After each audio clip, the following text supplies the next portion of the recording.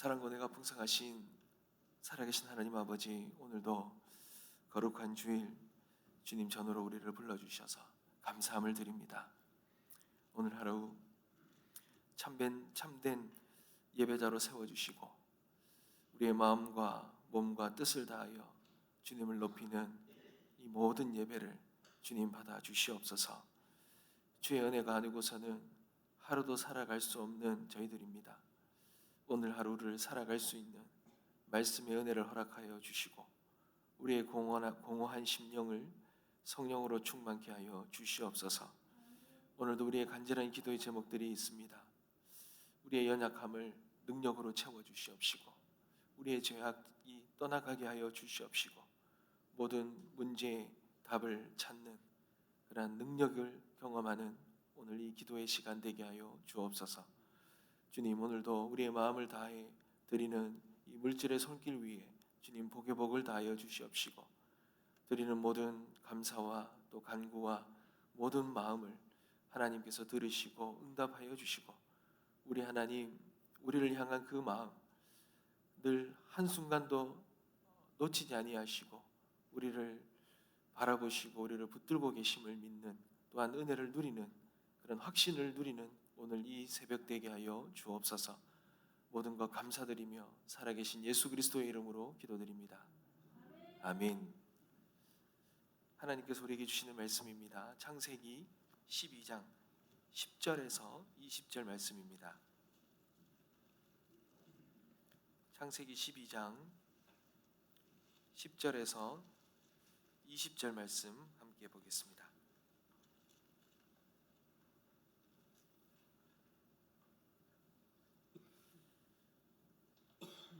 제가 먼저 읽겠습니다. 그 땅에 기근이 들었으므로 아브라함이 애굽에 거류하려고 그리로 내려갔으니 이는 그 땅에 기근이 심하였음이라.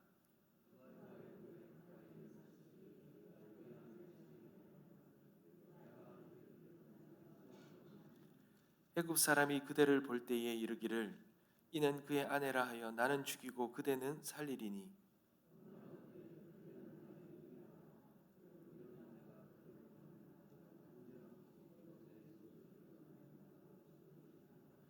아브라함이 애굽에 이르렀을 때에 애굽 사람들이 그 여인이 심히 아리따움을 보았고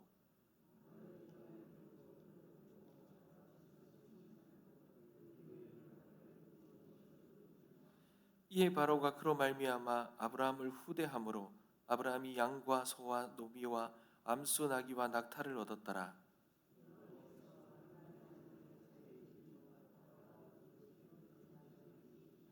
바로가 아브라함을 불러서 이르되 내가 어찌하여 나에게 이렇게 행하였느냐?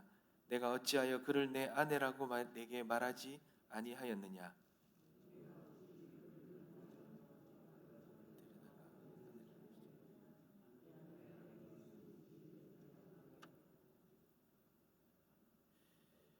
어, 20절이죠. 다 같이 읽겠습니다.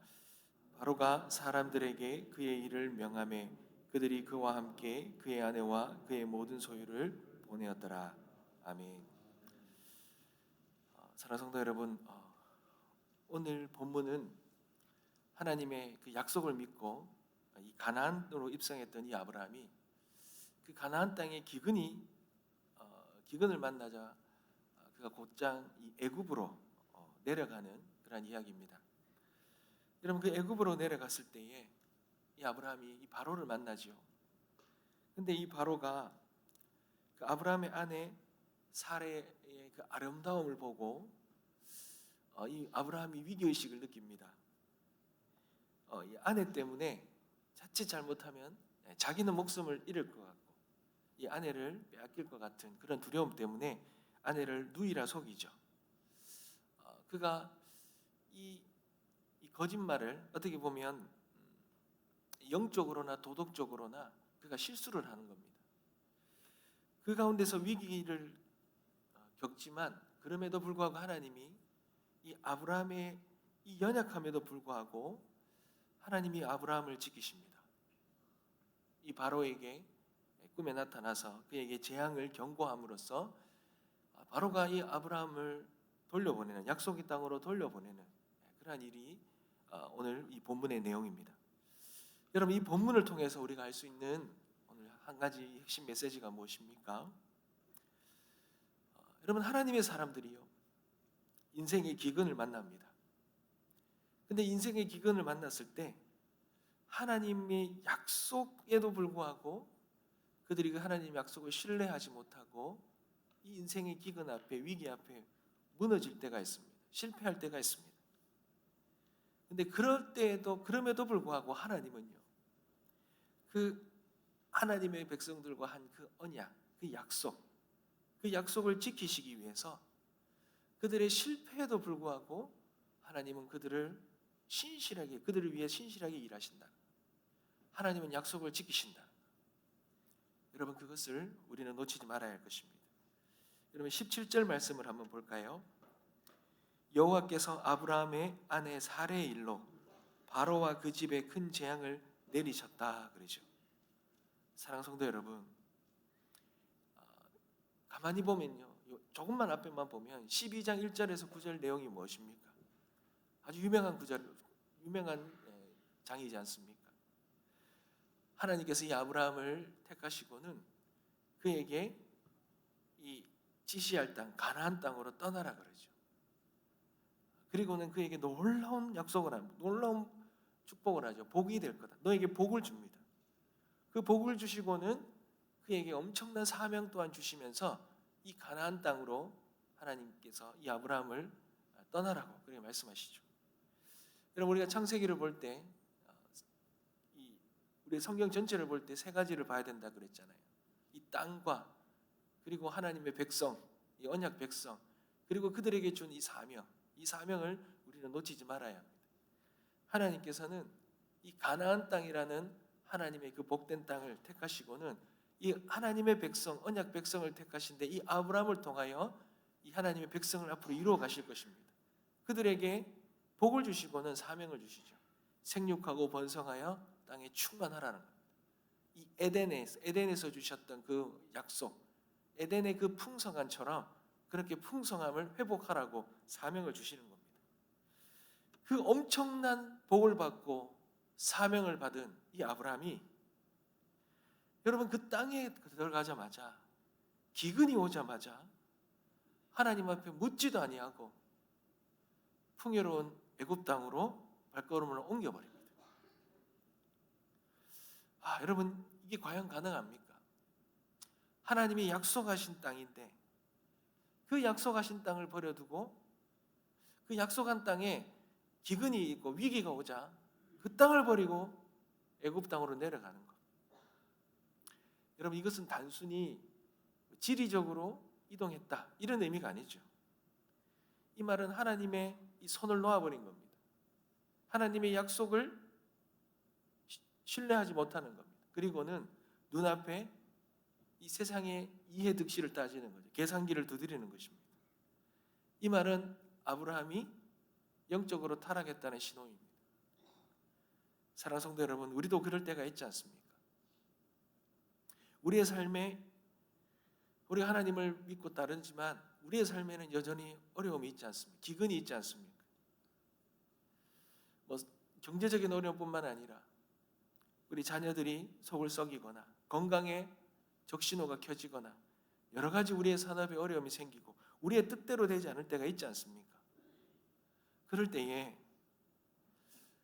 우리가 눈에 보이는 이 애굽이라는 해결책을 찾아서 현실의 그 계산 이해득실을 찾아서 하나님께서 우리에게 주셨던 약속이 있음에도 불구하고 우리가 하나님을 신뢰하지 못하고 이 현실, 이 애굽을 내가 판단하고 내가 선택해서 그렇게 내려갈 때가 있지 않습니까? 여러분, 우리도 똑같은 이 아브라함과 똑같은 영적인 민낯을 보여줄 때가 있다라는 것이죠. 여러분, 우리는 위기가 찾아오면요, 어디로 도망갈까 먼저 생각합니다. 무엇이 가장 현실적으로 정말 좋은 대안인가 이걸 찾죠. 그런데 여러분, 하나님께서 우리는 이런 위기 가운데 있을 때 늘 생각을 해야 돼요. 하나님께서 이런 상황을 우리에게 허락하시는 그 뜻이 무엇인가? 이 상황을 통해 우리가 무엇을 알기를 원하실까? 하나님의 뜻은 무엇인가? 여러분, 이걸 물어야 되는 것입니다. 우리는요, 인생을 우리의 잔머리와 우리가 빨리 돌아가는 이 현실적인 계산으로 살아가는 그런 자들이 아니에요. 우리는 하나님의 약속을 붙들고 부르심을 따라 살아가는 하나님의 백성이라는 것, 여러분 잊지 마시기 바랍니다. 그러니 우리의 상황 속에서 늘 하나님을 바라봐야 돼요. 하나님의 뜻을 놓치면 안 됩니다. 사랑하는 성도 여러분, 왜냐하면요, 그렇게 계산하고 현실적으로 바라보고, 그래서 이 기근을 피해 애굽으로 간들 그 삶이 평안하겠습니까? 하나님의 부르심이 있는데 내가 판단하고 내가 결정하고 내가 좋은 길이라고 생각해서 그렇게 그 길을 선택하고 간들 우리의 인생이 평안하냐라는 것입니다. 여러분, 아브라함이 그렇게 선택한 이 애굽에서 어떤 위기를 맞습니까? 이 아내 사례로 인해서 자신의 목숨을 잃을 위기를 겪지 않습니까? 그 위기 때문에 또 그가 또 머리를 굴리고 거짓말을 하면서 사례를 마저 빼앗기는 위기를 겪지 않습니까? 아브라함은 목숨을 구하려고 아내를 팔았고 결과적으로는 그 아내를 뺏겼을 뿐만 아니라 여러분, 믿음의 조상으로 하나님 부르셨는데 그의 모든 믿음의 권위를 잃어버리고 그 스스로도 하나님 앞에 얼마나 비참합니까? 소중한 자존감까지 다 빼앗겨버리는 것입니다. 여러분, 하나님의 백성은요, 하나님의 약속과 부르심을 따라 살아가는 거예요. 내 눈앞에 기회가 왔다고 해서 그거 잡았다가 큰일 납니다.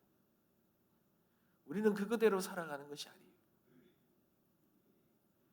여러분, 성도가 기도를 쉬고 세상의 방법을 택할 때에 당장은 문제가 해결되는 것 같지만 여러분, 우리의 영혼은요, 말라버리기 시작하는 거예요. 사랑하는 성도 여러분, 혹시나 하나님이 부르시고 하나님의 약속하셨던 그 삶이, 그 길이 어렵다고 그 눈에 보이는 이 애굽의 풍요로움을 부러워하면서 하나님 없는 그 안락함을 꿈꾸거나 그 길을 걸어가거나 그 선택을, 그것의 유혹에 우리가 빠져 있다면 여러분, 우리의 삶을 돌이켜야 될 줄 믿습니다. 사랑하는 성도 여러분, 그런데요, 아브라함이 이런 실수를 한 거예요. 그런데 여러분, 그때에 그럼에도 불구하고 하나님이 어떻게 하십니까? 하나님이 일하십니다. 여러분, 아브라함이 회개했나요? 아니면 사례가 어떤 지혜를 발휘했나요? 아닙니다. 아브라함도 사례도 그 어떠한 것도 할 수 없었습니다. 아무도 손쓸 수 없는 그 절망의 밤에 하나님께서 직접 개입하시잖아요.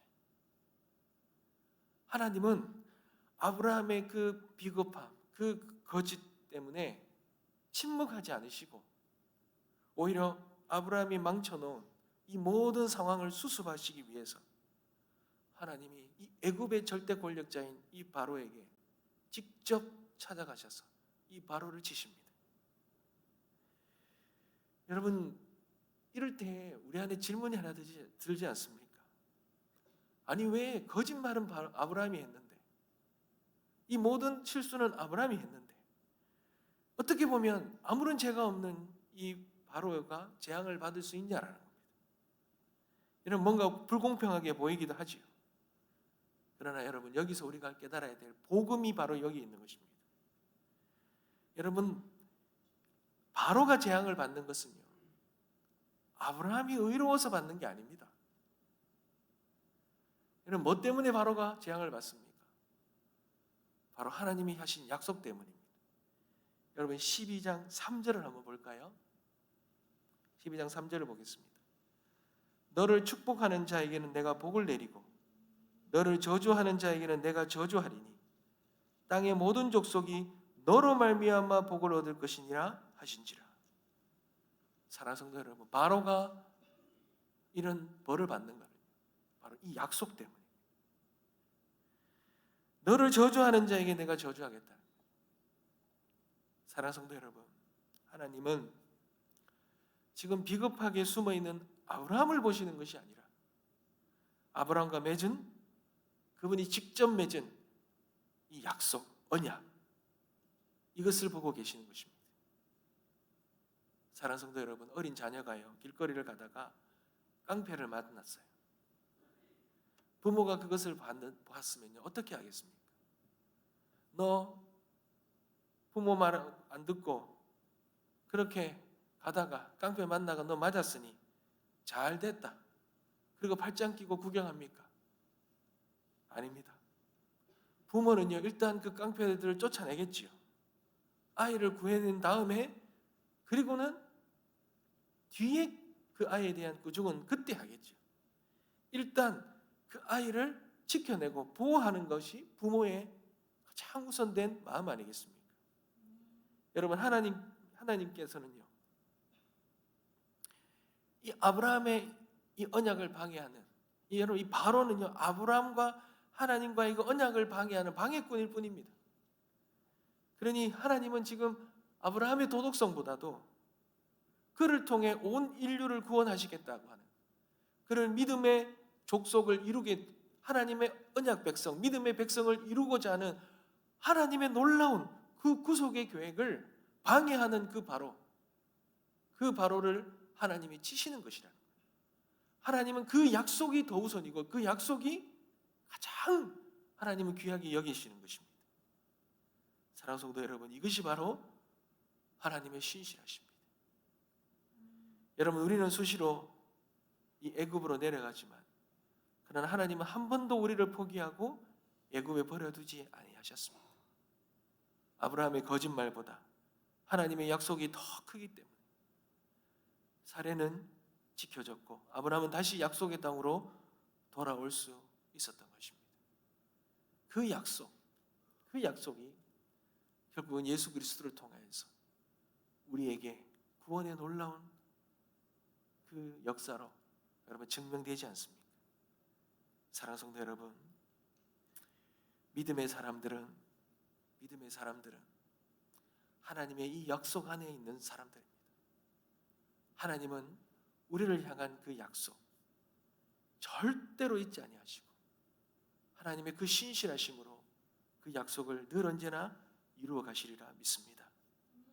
사랑하는 성도 여러분, 하나님은 우리의 수치를 영광으로 바꾸시는 분이십니다. 바로는 아브라함을 꾸짖으며 쫓아내잖아요. 믿음의 사람이 세상 사람들에게 책망받는 그런 수치를 당한 것입니다. 그런데 여러분 보십시오. 하나님은 그 수치를 아브라함을 빈손으로 내보내지 아니하시고 많은 재물을 얻게 하셔서 보내시잖아요. 아브라함이 잘해서 얻은 보상이 아니라 너는 내가 책임진다는 하나님의 강력한 이 확신이 증거라는 것을 우리가 볼 수 있는 것입니다. 사랑하는 성도 여러분, 하나님은 그렇게 우리를 오늘도 붙들고 계심을 믿으시기 바랍니다. 여러분, 오늘 우리가 이 본문을 통해서 저는 두 가지만 결단하고 기도했으면 좋겠습니다. 첫 번째가 내 방법으로, 여러분 이 애굽을 내려놓고 내 방법을 내려놓고 하나님의 약속이죠. 이 가나안인 이 하나님 약속에 머물기를 결단합시다. 위기가 닥칠 때에 여러분 너무나 빨리 우리는 현실의 대안을 찾습니다. 그거보다 어디로 도망갈까? 그거보다 하나님의 뜻이 무엇입니까? 이 위기 속에서 나를 두시는 이유가 무엇입니까? 하나님 어떻게 해야 되겠습니까? 하나님 여기서 배우기를 원하시는 것이 무엇입니까? 나의 이 잔머리와 나의 이 계산적인 이것을 멈추고 주님을 바라보는 은혜가 있게 하여 주시옵소서. 그리고 두 번째는 나의 실패보다 하나님의 신실하심을 더 신뢰하는 믿음을 주시옵소서. 하나님, 그렇게 나를 붙들어 주시옵소서. 오늘 이 두 가지의 기도의 제목이 우리의 기도의 제목이 되어지길 소망합니다. 오늘 우리의 삶 속에 위기가 찾아왔을 때 그 위기 속에 하나님 앞에 기도하는 기도의 제목이 다 되어지시길 주님의 이름으로 축복합니다. 기도하겠습니다.